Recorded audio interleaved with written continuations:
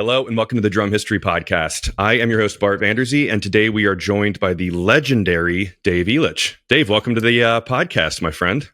Thanks for having me. I've wanted to be on here for years, so I'm glad it's finally happening. Super pumped to have you on here. You've got such a great reputation, as being a player. For people who don't know, just to read them off on your website, Dave has worked with Weezer, Mars Volta, Miley Cyrus, Justin Timberlake, M83, the 1975, and on and on and on. I think I remember in the drummer world, you popped into my, I knew about you, but the Mars Volta was like a big one, because that's like a feather in a cap of, it's hard stuff to play. So That's when I first heard about you, and I'm sure that might be the case for a lot of folks back in the day. Yeah, that definitely put me on the map for sure. Yeah, but in addition to that, you've kind of built your own world with talking about ergonomics and just helping. The way I explained to my wife today, because we were like out with the kids and I was like talking, it's like, that's the true test of what do you explain to someone who's not a drummer, who doesn't know anything about it. But I was like, Dave works with like already really famous and amazing drummers to make them play better and more ergonomically correct and getting out of their own way. And she's like, what? And I'm like, it's the name of the thing. But so without further ado here, so you have staying out of your own way, getting out of your own way. Before we get into the new thing, can you explain those a little bit for folks who aren't aware of them or are interested in learning more? Yeah, absolutely. So I came out with Getting Out of Your Own Way in 2018. And as far as I know, that was the first online drum instructional course. I mean, there were other people who did like websites where you could subscribe, but rather than putting out like a DVD or a VHS tape, which sounds arcane or archaic now, but back then I was like, okay, I'm not going to do that. I'm not going to, for various reasons. So anyway, came out with that, and I structured it in a way that I thought was going to be the most beneficial for people, in that, hey, look, you buy this course once and I continue to update it as I learn more, because I'm, my shirt, work in progress, waking up, meditation app shirt. I'm always studying. I'm always learning.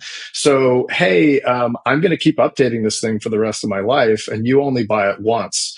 And you continue to access. I've updated it twice already, so it's on its third version. Wow. So, and it's expensive every time I do this. So, and a lot of other people, you spend $300 a year to subscribe to their site, and then once your subscription ends, everything ends. You don't have access to anything anymore. So while it's maybe not the best thing for me financially or with my time, I think it's really a really cool deal for people who want to get into it. So Getting Out of Your Own Way was designed to be kind of your one-stop shop. It's hand technique, foot technique, posture, breathing, warm-up, groove and pocket, and like advanced phrasing. So it's like it's hundreds of videos.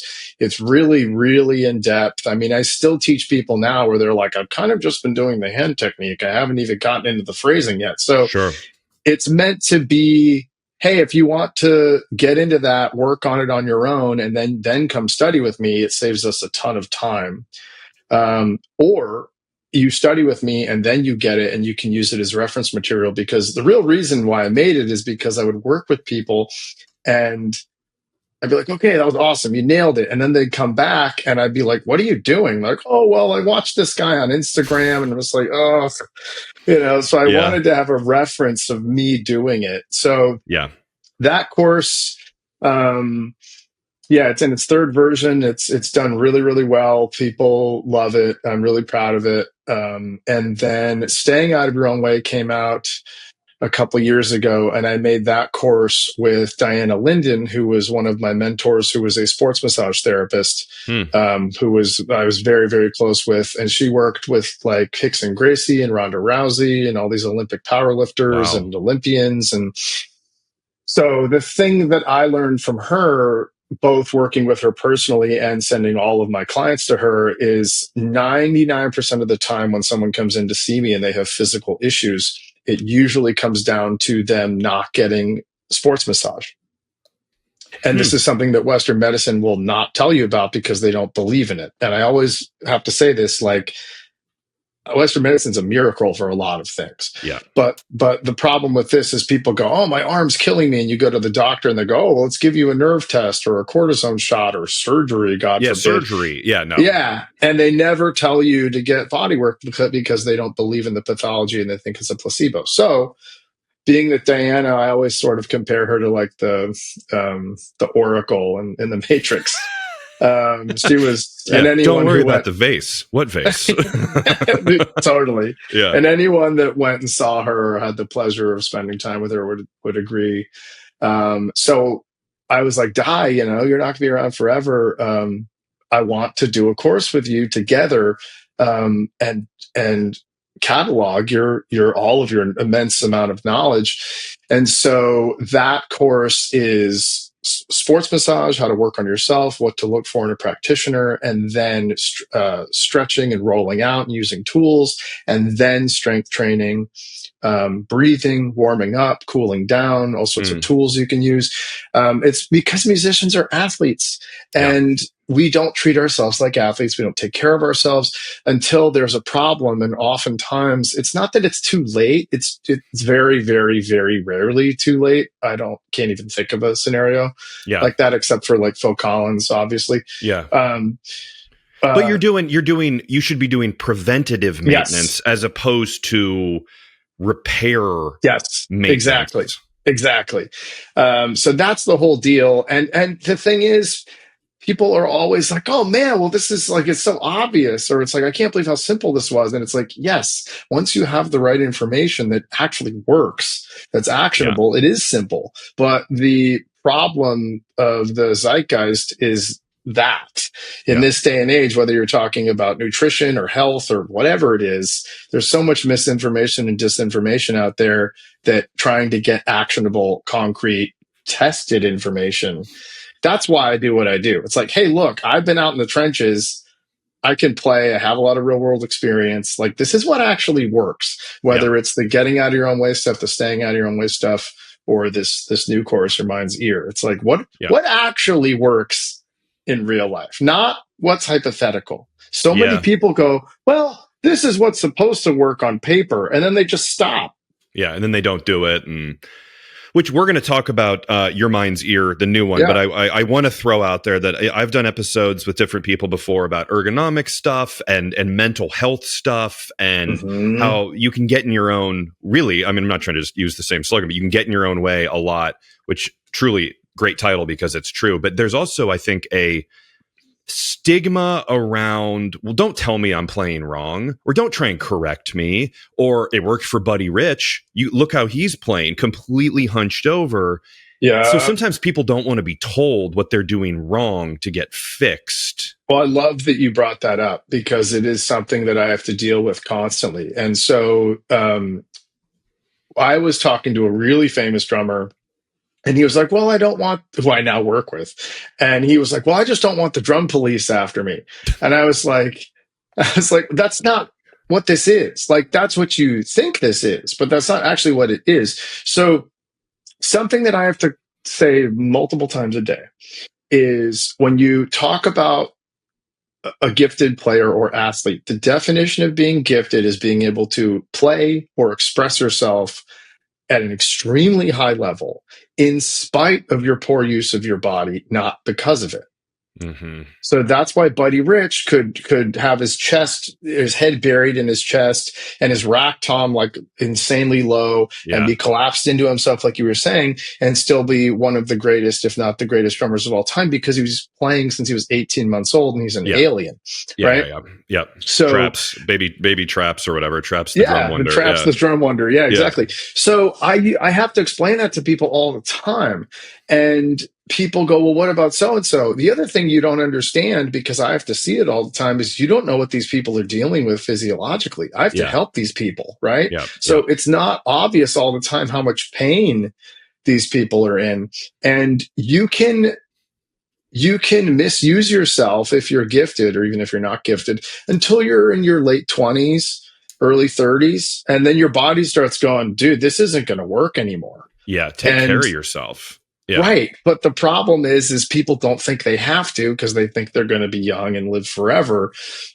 And so they're like, it's fine. I don't have any back pain right now. And then all of a sudden they do. Yep.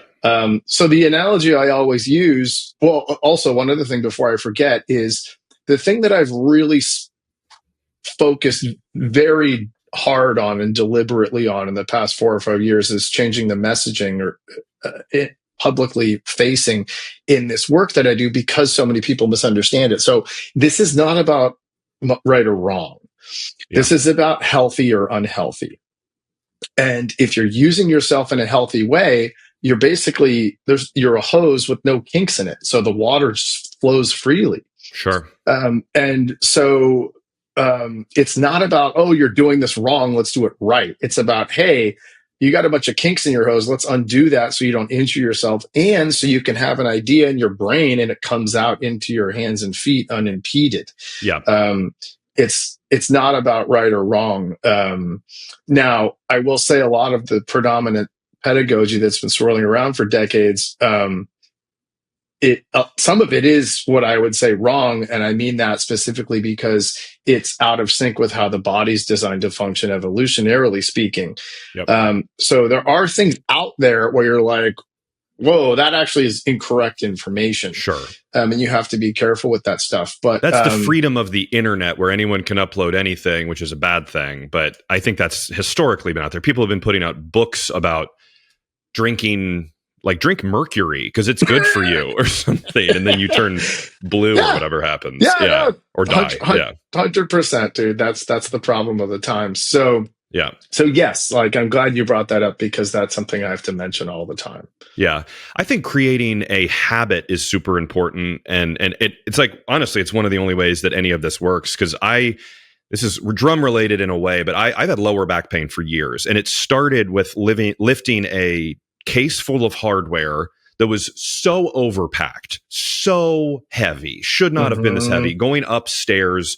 And it was my old house where I was going up, and then it was like up and then back up. Like, you take a hard left and go up, and it twisted. And it since then has been a problem for years. But 6 months ago, I did the Yoga Body Happy Back Challenge, where it was 21 days. And every night I would do 15 minutes. And the amount that it helped my back stretching, the next day it would be like no pain. And then you'd feel it a little, but doing 21 days straight, 15 minutes, and it teaches you, you're like, oh yeah.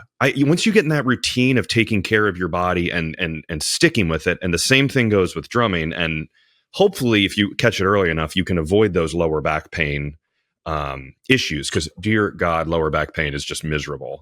Yeah, well, it's all connected, and so I'm so glad to hear that worked for you. And it's about, again, having actionable information that actually works. Yeah. And doing it. And like you're saying, it's not a ton of time, 15 minutes, but doing it every day. Yes. Is extremely helpful. And a lot of people with like chronic back pain, because it's so debilitating, they give up because like, I tried everything, and and I understand that. I mean, for me, when quote unquote tweak my back, this is a whole other sort of like discussion, but a lot of times it feels like you've thrown out your back or you've tweaked your back. But what actually happens is you tweaked out your psoas muscle on the other side of the body, on the front of your body, that's part of your hip flexor. And because the body is a tensegral structure and everything is connected, the psoas muscle gets twanged, and then that wraps around and pulls on your lower back. So it feels like you threw out your back. Yeah. And this is something I've done multiple times at the gym over years. And this is something that I've had to figure out on my own and with the body workers that I work with. So for me, I'll be doing heavy step ups at the gym or something with heavy dumbbells. This happened the other day, and my back went, whoa, and I went, oh, okay, let me pushing it too far. Yep. Yeah. And then I came home and I worked out my psoas because I have the tools, and it was gone. Yeah. Yeah. So I'm not saying that's always the case, but for me, that happens to be what it is. No, and I'm working on building the scaffolding of muscles along my back my wife does Pilates all the time. So it's like, I understand the core, and she's like, you should do Pilates. And I'm like, yeah, I know I should, but I'm not. But that's what it is. It's a lot of times it's strength and musculature imbalances. Yes. Okay, transitioning to something much more interesting, and like I said, we will absolutely talk about your mind's ear. I think this segues into it because of all your experiences. Okay, like I think the reason people would want to hear some fun stories and click on this and be really interested in A, everything you're saying, but B, it's so cool how you work with so many huge drummers and work with drummers who are already the best of the best of the best. And it reminds me of when Neil Peart started taking lessons with Freddie Gruber. And it's like, because there's this mindset sometimes of like, all right, like I've played drums for 27 years or something at this point. I'm like, I don't need lessons, but I started taking lessons with my old friend Barry James, who studied with Stone. And then, and I learned so much from him. What I'm getting at is, it's super cool that you're working with guys who, I mean, Travis Barker recently, right? Like you're working with some unbelievable, famous, best of the best drummers who come to you to get better, to play more correctly. What is that experience like when you sit down with a famous drummer, as much as you can, expand upon? So like, let's say Travis Barker, you go and meet with them. Let's say maybe the first time. Yeah. What is that experience like? Like you're meeting them where they're at. Obviously, they're monster drummers. They know what they're doing. How does it go usually? Yeah, well, it completely depends on the person because everybody wants to do different things. So people know me as like the technique, ergonomics, body mechanics guy, but there's plenty of times when I'll just talk to someone for 2 hours about their mental health or psychology or cognitive behavioral therapy, or I'll just talk to people. And I've done quite a bit of psychotherapy, so I will always say, look, I'm not a psychotherapist. I don't pretend to be one. I have way too much respect for that. But I'm more than happy to help talk through whatever issues you want to talk through. And many of the people who've been like, that was the most helpful lesson I've ever had in my life, we didn't even play a note. Sure. So a lot of times helping get someone's vantage point and perspective together before we do anything, or their goals is huge. I have that talk with people constantly. So it's not always body mechanics and ergonomics. Like this and that, I've talked about this before. We did a clinic tour in Australia maybe 10 years ago with Chris Coleman and John Riley. And it was a ton of fun. And after the tour, Greg was like, man, I would watch you every night. I had no idea what you're doing. Like, can I take some lessons from you? Like, I don't like your phrasing. Like, I have no idea what you're doing. Like, and props to Greg because he's so cool and so humble. Yeah. I met him once. Super nice guy. So much energy. Yeah. He's super cool. So we did maybe 10 lessons together just doing phrasing stuff. And I got him doing double bass and well, he wanted to work on his double bass, and what was related to the phrasing stuff was like kind of in the same wheelhouse was the Meshuggah stuff. So I was like, well, let's do 2 birds with 1 stone. And so I got him playing Meshuggah stuff, which was super hilarious, and fun. And he was into it. And so, with like Travis,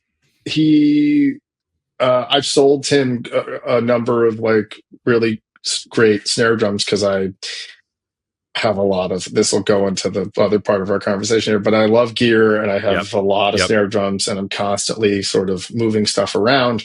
And so Daniel Jensen, his tech, is a buddy of mine. And so I would put stuff up on my Instagram over years, like, oh, I'll take that. I want that. And so after doing that for a few years, I sold him a few snare drums, and he was like, oh, why don't you just come by the studio? And hilariously, his studio is actually pretty close to where I live. And so I went over there, and we'd never talked before. And Travis is very, very cool, very mellow. I liked him right away. And we just hung out. And then we started talking, and he was like, hey, man, you want to come over and play some drums? And I was like, oh, okay. So I went over there, and I was like, okay, what are we doing? Do you want to do some lessons, or do you want to just like play? Like, what are we doing here? He's like, well, I had some posture questions. I was like, oh, okay, great. Yeah. So let's do some lessons. And so, I mean, like, he's one of the most famous drummers in the world, and certainly crossing over from like drummer to celebrity. And, with an interesting setup as well, like you said with Buddy, where they have their unique kind of style, and people see Travis and they're like, everything should be flat. Like right. he's got a unique setup, and he influenced like a whole generation of kids. Absolutely, for sure. And in direct relation to that, I got to give him mad props for being totally a blank canvas and being down to change that, because not only has he done that for a long time, but it's also a very specific thing. So I got him sitting higher, and we raised everything up, and angled things a touch down a little bit, just a touch. And I had to do a lot of similar things with Trey Cool from Green Day, raising everything up and actually sort of flattening it out, kind of, instead of angling it. He's pretty angled, if I remember correctly. Like, yeah, he was very angled, and I think I've told this story before, but I was playing with Weezer and I saw Trey's kit, the way it was set up, and I saw where his ride cymbal was, and I was like, "Hey, man, is your right shoulder? Do you have any right shoulder pain?" And he was like, "How did you know?" I was like, "Dude, where your ride cymbal is, there's no way you could physically play that without screwing up your shoulder." Yeah. And he was like, "Oh yeah, it's been really bothering me for years." And so we did a lesson after that. And That's again, awesome. it's about people are also related to what you said earlier. People are so scared that like I'm going to somehow change them or take away from their style or their aesthetic, which is understandable, but that's not what other people do. Certainly not what I do. What I do is I go, let's use the brain and the body in the way it's designed to be used, evolutionarily speaking. So you sort of remove the filter. In a sense. It's making it more you exactly than not, because it's. Yeah, exactly. That's exactly right. So it frees you up to be more of yourself. So yeah, I've got to say, all these people I've had the pleasure of working with, and many of them are friends. Everybody comes in really humble and ready to go. And if someone's been going through a lot of pain, some of them are like, "Hey, dude, like whatever you say." Yeah, I need help. Yeah. And, so basically the thing I have to talk with people about a lot is I always am like, okay, let's explain conceptually what's going on here first before we start doing anything. And the thing I have to say every day to people is, look, this instrument is nuts. It's insane. It's crazy, crazy instrument. Like we were saying with Buddy Rich, Traps Wonder, right? This was called a contraption. It is, yeah. Right? It's a bunch of stuff just put in different places that you... Yeah. Made it up as we went along, right? So the only two instances where you sit down and pick your feet up in the air that I'm aware of are drum set and church organ. Okay. I can see that with the pedals to get the bass notes or whatever. Yeah. Yeah. But I'm not aware of any other situation in life where you would sit down and pick your feet up in the air. And the pedals on a drum set were designed to be played exclusively heel down. No one ever thought you were going to be lifting your heel up. And when people started doing that in the 60s, it was because of amplifiers and they needed more volume, PA systems. To make it more complicated, there's been no standard definition of what heel up even means. And when you talk, it's the same thing with the core. When people say core, there's like 10 different ideas you could be thinking of. Yeah. So the problem is when you go online and you type in heel up, it's a disaster. So what I have to explain to people all the time is, hey, look, what we're doing here fundamentally is crazy. But most drummers are like, well, I'm just playing drums, like whatever. They don't think about any of this stuff until there's a problem. So sitting down and picking your feet up in the air is a super weird thing to do. Yeah. So that's really where this stuff all starts, is being able to understand how to be grounded and taking other real life situations that are similar to drumming, and using it's connecting the dots of universality. That's what I'm always about, plugging into these bigger, larger universal truths. And when you're doing that, the context is irrelevant.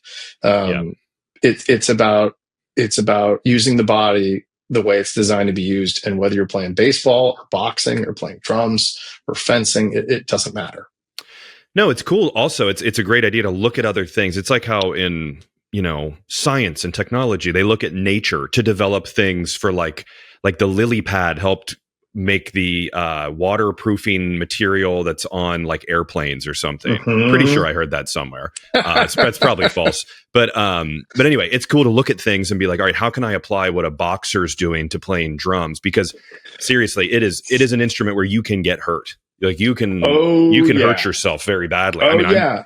I think we're all kind of, if you've played for more than 20 years or whatever, you're kind of a walking testament, unless you do it right, of like, what hurts on you? Shoulder, back, wrists. Yeah. And I talk about Phil Collins all the time, who's one of my heroes. He's on my Mount Rushmore. And, the reason why he's so messed up right now is because his setup was horrific in terms of ergonomics. Yep. Again, because he's a genius, multi-level genius, and he's able to set up so jacked up and out of sync with how the body works that he really messed himself up. And that's why he's in such bad shape now. And the unfortunate part is it's all completely avoidable. I was watching, it popped up on YouTube. It was Zeppelin in 85 Live Aid with Phil Collins on drums, which famously not a very good concert. It was kind of all over the place. And I watched it and it was like, this doesn't sound great, but am I crazy? And every comment confirmed that this was not a great concert. But Phil Collins' setup was like bizarre. It was, and I've seen him play many times, but I didn't really notice. Like toms were tilted and this could have been a one-off because it was, I don't know, but it was a funky setup. Yeah, well, the big thing for him is his snare was incredibly angled towards him, and it was incredibly low, like way below his legs. Okay, yeah. So he had to like scoop down really far to hit the drum, and that was one of the main issues ergonomically with how he was set up. So, but I mean, dude is all-time hero. Oh, God, of course. One quick question about what you said before, because I know there's a lot of Travis fans, there's a lot of Orange County fans. When you sat down and were playing with him and jamming and practicing, were you on an Orange County kit or were you on a DW kit? What did he have set up? Because I know the Travis guys are always curious. Yeah, he's got both. He's got a few DW kits and he's got a few OCDP kits, and he's got a really incredible collection of snare drums. And, so he's got some great stuff. So just curious. All right, September 8th, Your Mind's Ear. You've got something new, an amazing new course. I've seen the teaser video. It's super cool. Explain what it is, and then because it does tie into gear. And would you say it's less body? It seems like it's less body, more gear, more sound, more producing the sound you want to get and that everyone's looking for. There you go. Yeah. So as with everything that I do it because there's a need for it and because I don't see it being addressed in the way that I would do it. So this all stems from people seeing my Instagram posts and for years and going, oh my God, your drums sound amazing. How are you tuning them? And so I was like, you know what? I'm just going to do like a little tuning course here naively, like just some little simple, small course, right? I still don't know myself apparently. So, so I start writing out my ideas, and this was originally just going to be like an hour, 90-minute tuning course. And so as I start writing out everything, it just keeps getting bigger and bigger and bigger and bigger. Yeah. And what I realized as I started fleshing everything out is tuning is one aspect of it. What is equally as important is starting out and going, what direction am I facing? Who are my influences? Who am I stealing from? Who am I copying? What do I identify aesthetically as a quote unquote good sound or bad sound? Like, what did I grow up playing along to? All of that stuff needs to come into play before you even worry about putting a key into a tension rod. Sure. Right. So this course is broken up into 3 main sections where you have everything I just said: the aesthetic, the direction, the tonal approach, your influences. That's the first part of it. The second part of it is tuning, how you're tuning the drums. And then the third part of it is basically like a gear almanac. I've owned hundreds, if not thousands, of snare drums. I collect kits. I've designed products with companies like my TrueCast, and cymbals with Sabian and all kinds of stuff. And so I know how the sort of sausage is made, right? And it's amazing how many of my favorite drummers don't know the difference between a tension rod and a lug, let alone wood species, stave, snare, ply, like brass hoops, steel hoops, die cast, triple flange, how drums are made, what actually makes a difference in sound and what doesn't, what's just marketing hype. So there's a DRUMEO factory tour, a DW factory tour that I do. So you put all that stuff together and it's a really comprehensive approach to finding your drum sound. And it's 5 hours. It's like 140 videos. I mean, it is massive. That's awesome. There goes the little 60 to 90 minute video you were going to do. 5 hours. Are you going to be updating this one into perpetuity until the day you die? Or this seems pretty comprehensive. Yeah, I don't think so, because I don't even know what else I would add to it at this point. And it's been such a collage. I mean, my director's like ready to blow his brains out. Because he's like, dude, Dave. I like do documentaries and sort of normal movies, like Jesus. So this is really, as I like to sort of do, it's like comprehensive from start to finish, and stuff really you want to know and stuff you maybe don't want to know and stuff you didn't know that you wanted to know. Yeah. I'm very interested in the all the earlier stuff of tuning and all that, but the almanac side of it that you said, it's to fully understand the different wood types, what they sound like, oh, this is I'm selling a WFL3 snare right now that I absolutely love, but I just haven't been using it. It's mahogany maple. And I'm like uploading that, and I'm like, every time I'm like, man, I don't know. And I've been doing this show for 6.5 years with almost 300 episodes, and I'm not that great at wood types and all these things. And I'm thinking guys who are younger, or girls, it's like, or plies or bearing edges and what's marketing buzz versus bearing edges didn't used to even exist really, like before a certain, they did, but you know what I mean? It wasn't not in the way that they do now. It's not, it's a marketing thing, but really, I think that's super cool to break it down, and what I'm getting at is I'd love to later have you, but once it's out, have you back on to maybe touch on the wood tone, like the wood types, go into it, because tuning, yes, that's great, and I love it. Everyone needs to do it. It sounds like that's an enormous that everyone needs that. But for this, our purposes on this show, I'd love to dig into the wood types and more of the nitty gritty kind of things. Yeah, well, one of the things that I have in the course is a big conversation in one of the videos is construction versus materials. Right. So, being that we live in a capitalist society, one of the things that you can do to constantly be reintroducing or introducing products every year at NAMM, an easy way to do that is to change the wood species you're using. And so a lot of that is marketing hype. And if you have a maple ply shell versus a maple stave shell, because they're constructed differently, they're going to sound way different than a maple ply shell and a maple cherry shell, right? So one of the I go into that pretty deeply, and then one of the points I talk about is, more than anything, it's your drum heads. It's the brand and it's the model, more than absolutely anything that is a variable that you can screw around with all kinds of other stuff. But, if you have a crappy head on your snare drum, it's going to sound crappy. And I was up at DRUMEO the other day telling Roger Johnson this, my A&R guy who I love, and so he won't be offended if he hears this, but I was, the first Terry Bozzio video where he's on the DRUMEO kit and he's using ebony pinstripes, and ebony's on the bottom. I mean, that kit sounds like you're playing a bunch of basketballs. Like, it sounds horrible, right? I watched that video, I don't even know how many hundreds of times, because I'm such a huge Bozzio fan. But it doesn't matter what kit you put ebony pinstripes on. they're not, it's not going to sound good because those heads don't sound good. No. And what, to be totally clear here, one of the things I say in the video is, look, I've been playing DRUMEO since day one. Like, I think part of having a good sound is playing DRUMEO heads. Now, obviously, people are going to disagree with me, and that's totally fine. And I'm like, use whatever you want. If you want to use Aquarian, if you want to use Evans, if you want to use Attack, like whatever you want to use whatever you want.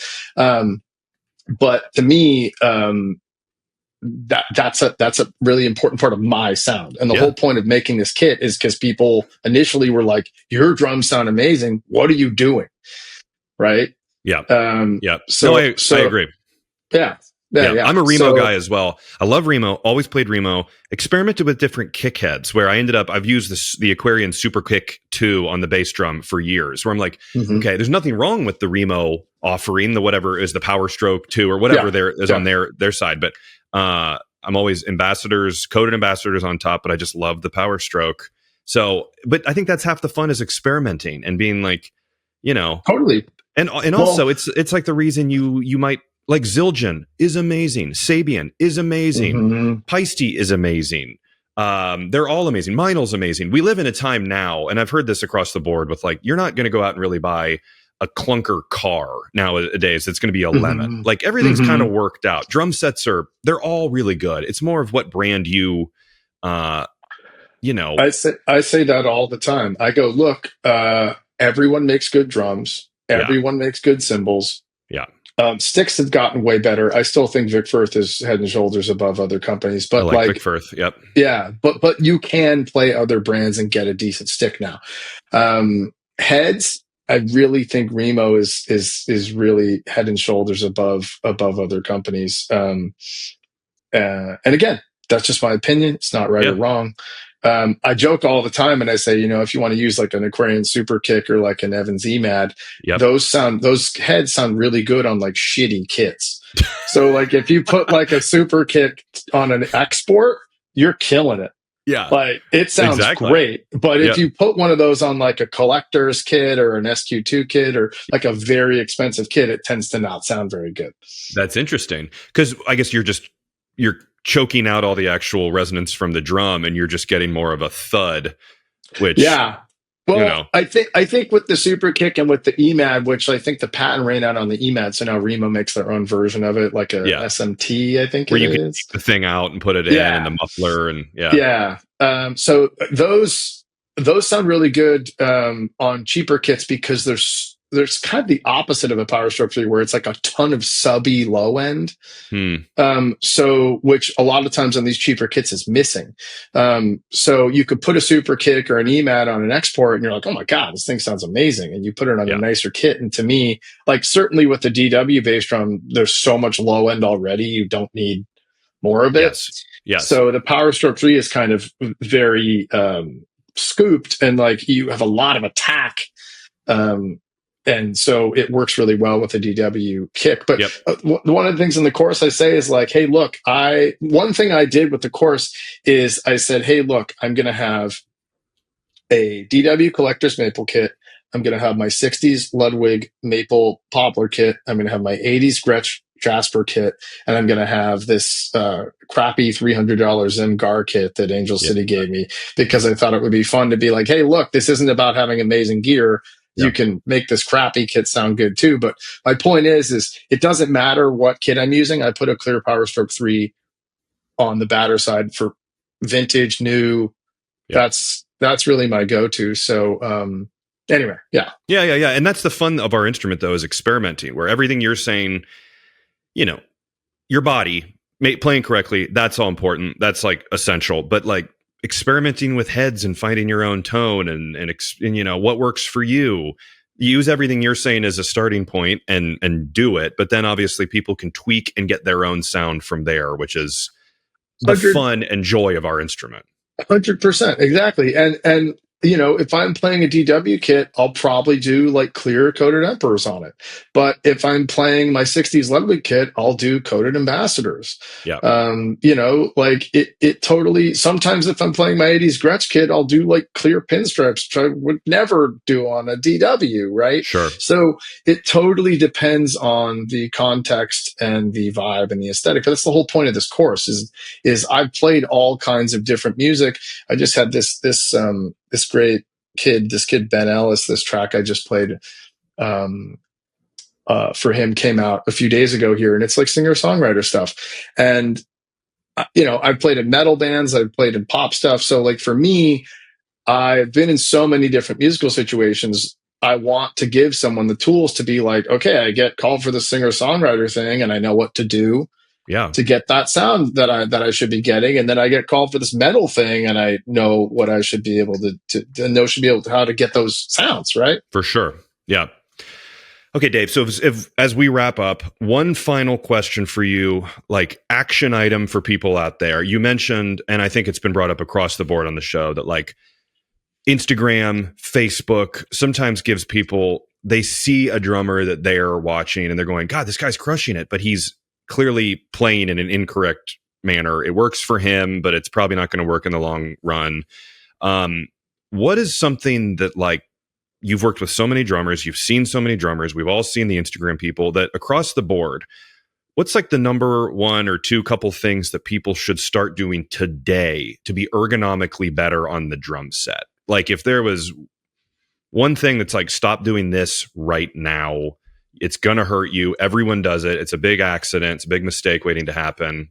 What's something people can do right now? Oh man, I mean, that is it's a hard question to answer for a variety of reasons, but the really hard thing about it is, by the nature of the question, is I have to compartmentalize things. Sure. And then once you start compartmentalizing things, you lose the sort of larger perspective on how everything's interrelated. General. Yeah. But to give you like some low-hanging fruit here. Sure. One of the biggest things I see, especially on social media, especially with like extreme metal drummers, is this French finger grasping thing. Yeah. So if you are playing blast beats at 230 and you have triggers on everything and everything's cranked up like crazy and you want to do that, like, sure, in that context, sure, that'll work for you. But the problem is because social media is entertainment, and a lot of these people fall into sort of edutainment. Yeah. When you're doing a video of someone doing French fingers and it's really fast, people go, "Wow, that's crazy!" And then the problem is they start doing that in context, which it doesn't work. Because and then they go, dynamically it's triggered and it's turned up all the way. But if you do it at home, you're not going to get nearly any of the volume or attack out of it, basically. Yes, that technique works at a very narrow tempo band, and it works at a very narrow dynamic range, meaning soft. Yeah. And you have to be doing it on a crank snare, heavy hi-hats, or a heavy ride cymbal. It certainly doesn't work on a tom. But because there's no rebound. There's not enough rebound. Okay. Exactly. So it sounds really bad, and the problem is then that bleeds into people are using that when they shouldn't be using it. And then they're really getting in their own way. And then they practice something a ton that they shouldn't be doing. And so that's one of the number one things that people practice because they see other people doing it. And it really causes a lot of problems. And again, like, it's like you said, man, there's no barrier for entry now. So anyone can make videos. And that's really problematic. I think that's across the board. You see something on social media and you're like, I see it a lot looking at like, business stuff and AI tools. And they're like, start a business with AI, make $100,000 a month. And it's like, that doesn't work just because you're saying it, or this guy did it. He built a directory of this kind of website and this. And it's like, no, it doesn't work. It doesn't, the back end isn't there and it doesn't work. Same with drumming, where you need to, if one guy's doing some crazy thing in a video, you need to, but you need to be perceptive to what's actually possible. But you're right, where there's a lot of the younger generation, you see it. Well, they want to try it. you also don't know how edited things are, right? Totally. Yeah. Like there's plenty of guys playing on pads, and someone's analyzed the video and went, dude, you sound replace every one of these pad hits, right? Like on a pad. So you don't know how edited or quantized. Or I had a student come in and who's I really like him a lot. I've been teaching him for years, and he's plays constantly, goes back and forth between here and Nashville. And he's like, I just feel like my pocket isn't good enough. And I was like, well, let me hear you play like a track from the set. He starts playing. I was like, dude, that sounds great. Oh, I don't know what you're talking about. And he's like, well, I was like, he's like, there's these guys I see online. I was like, well, show me a video. He goes, okay. And he pulls it up. I go, dude, that's all edited. That's quantized. Yeah. That's not real. Exactly. Beat detective. Yeah. Right. That's all. Yeah. It's like, crazy. It's like 14-year-old girls looking at women on social media and how everything is totally fake. And then that totally screws with their head. It's a similar thing. Yeah. Yeah, absolutely. All right. Well, everyone can find you online at daveelitch.com. Would you say, is that the best spot to find all your offerings? Yeah, Instagram is great. I'm on there a lot. I'm not really on anything else. If someone wants to contact me or book a lesson or grab the courses, just go to daveelitch.com. Yeah. Okay. And I mean, you're honestly right now, you're in the world of social media, of not knowing what's right. I think you've built your reputation, which I think is truly, you got to earn your reputation brick by brick by brick. And I think you've been doing that and doing a great job, and thank you. It's super well respected. So I've had an absolute blast doing it with you. So getting out of your own way, step one, staying out of your own way, step two. And then once you're there, you can use your mind's ear to use all the titles of your book. So, or your courses. I think this is amazing. September 8th, Your Mind's Ear comes out. I'll share when it's out and then update the description of this. So if you're listening to this after September 8th, 2025, which you very well, people very likely will be doing, check the description and I will share a link to it there. So, and I should probably mention, should have said this earlier, that I obviously haven't released an episode in 6 months and went completely silent and just stopped existing. And I think it's worth mentioning that I am not dead. I did not go crazy. I think that's typically what people think. I just took a break and then have done other stuff and kids and all that stuff and some other business stuff, been experimenting with. So hopefully I'll have more episodes out, but it's been truly a pleasure to have you be the first guest back, Dave. I can't think of a better guy. I've had other people say, I'd love to do it. We should do an episode. But when you and I were talking, I was like, all right, I'm coming out of retirement for Dave Elitch. That's got to happen. Thanks for having me, man. I appreciate it. Awesome. All right. Thanks, Dave. Thanks to everyone for listening. Thanks for people supporting on Patreon and sticking with me through the break. So, Dave, hope to see you at a drum show soon, man. And enjoy the rest of your weekend. Awesome. See you, brother.